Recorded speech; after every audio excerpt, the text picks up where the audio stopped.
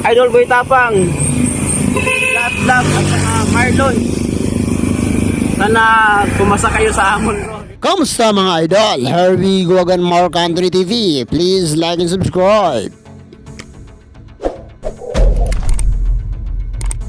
King Bisaya, hinamon si Boy Tapang, Godlog, Bad Boy ng Cebu, at ang kapatid ni Boy Tapang. Habang papalapit ng papalapit ang The Battle of YouTuber ay mas lalong nag-iinit ang mga usapin. Kung iisipin natin mga idol ay talagang solidong-solido nga ang Team Visayas dahil nasa kanila na ang malalakas. Talagang maraming nanghihinayang kung sakasakaling maglaban-laban ng taga Visayas. Isa na dito si Pau Salud.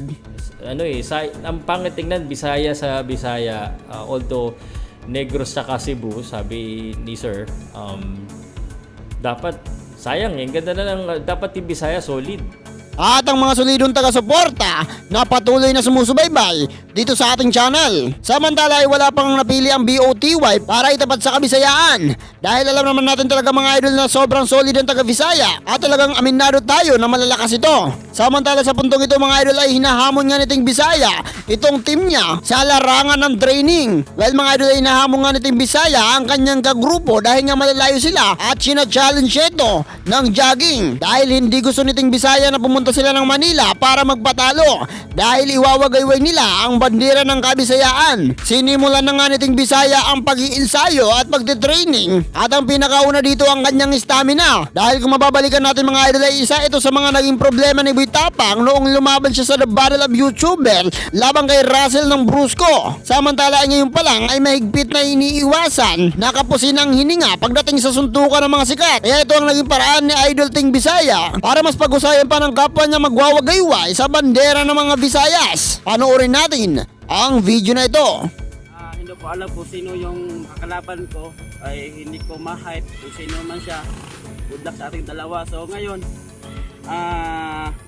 nakalagay kasi dito sa post ng Battle of the YouTuber page, ito finally, Ting Bisaya will have his most anticipated match on the 28th of December against who? Surprise. So hindi ko alam kung sino, yung admin na lang yung nakakaalam kung sino yung makakalaban ko. Nung sana to, 28th of December, kaso hindi natuloy kasi hindi kami nakabiyahe papuntang Manila. So yung makakalaban ko is ito pa rin, kung sino man yung nakalaan nila para sa akin, siguro siya pa rin yung makakalaban ko. So ngayon gusto i-challenge yung team ko sa Bisaya, si Boy Tapang, si Gaat at saka si Marlon Vlog. Dahil sa malayo kami ngayon, hindi kami magkakasama mag-training. So ang gagawin ko, instead na yung kalaban ko yung i-hype ko, sila yung i-hype ko, pero hindi sa boxing. Gusto ko sa training kasi gusto kong malaman kung handa na ba talaga yung team ko para lumaban sa Manila. So ayun, ang challenge ko sa kanila is 1 kilometer challenge. So ang gagawin natin, kung kaya nyong takbuhin yung 1 kilometro, gagawin nyo. Basta ito yung challenge ko sa iyo, kung sino man yung pinaka maiksing oras na makuha yung 1 kilometro. Kasi ayaw ko pumunta kami ng Manila para magpatalo lang. So gusto ko simulan ngayon yung 1 kilometer challenge. So magsisimula tayo dito sa 33. Yan, ilapit mo. Yan. Kita, 33. So 33 mga boss. So sana Idol Boy Tapang, Lahat at saka Marlon, sana pumasa kayo sa amon ko, di ba? At saka pati pala si Bad Boy ng Cebu kasi kasali na siya sa sa lineup namin. Lineup ng Visayas pala, sorry. So ngayon, para malaman natin na 1 kilometro talaga yung tinakbo ko, kailangan makaabot tayo doon sa may nakalagay na 34. Yun. So ano pang hinihintay natin guys? Excited na ako. Hindi ko alam kung ilang minuto, siguro 5 minutes or 10 minutes. Pero kung kaya nyo makuha ng 1 minute, mas maganda, di ba? So ayun, sisimulan na natin mga boss. Ano pang hinihintay natin? Let's go!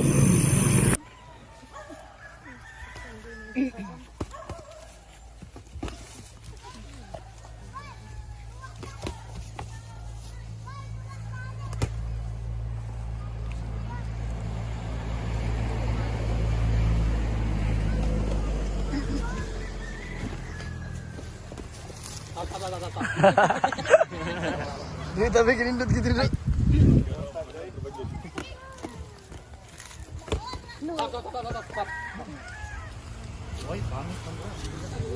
Baksir sa rin si Busdong TV na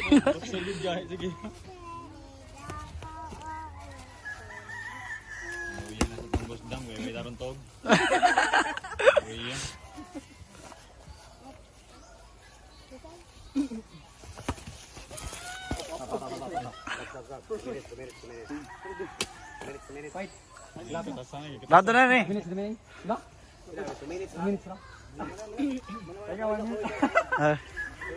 Anak, matasan na itong boss dam. Grabe, ay.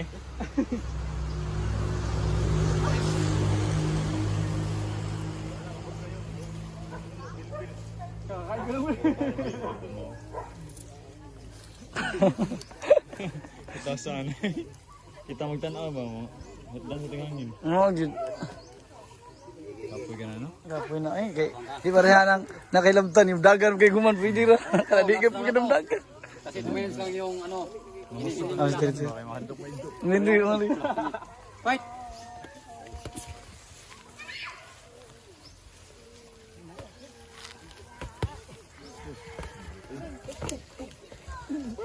Break. Ayo. Ayo na kayo. Ayo na kayo.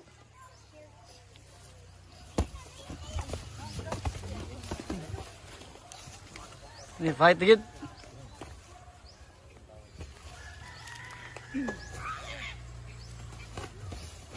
Break.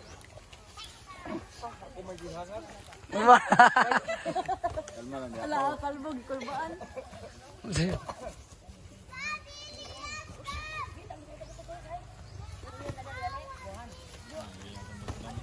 Loyan na Busdong. Loyan na.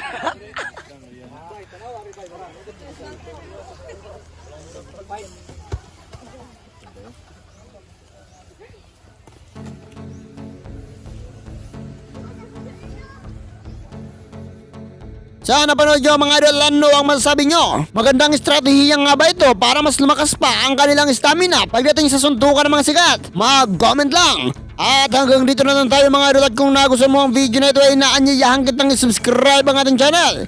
Ako ay nag-upload ng 1 hanggang 2 video araw-araw.